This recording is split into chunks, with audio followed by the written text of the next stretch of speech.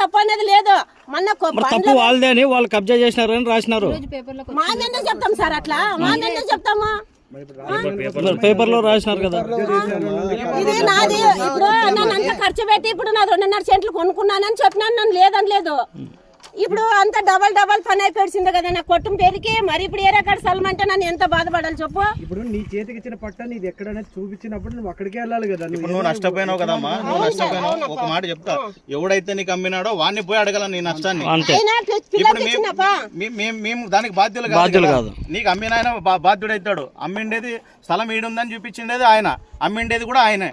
మేము ఎందుకు ఖాళీ చేపిస్తాం నీకు స్థలము? మా ఖాళీ చేయని హక్కు ఎందుకు ఉంటుంది అక్కడ? నా ప్లాట్ యాది అంటే 299. ఇది కాదమ్మా, ఇది 199. 299 ఆడుందని చూపించినాం అంతే.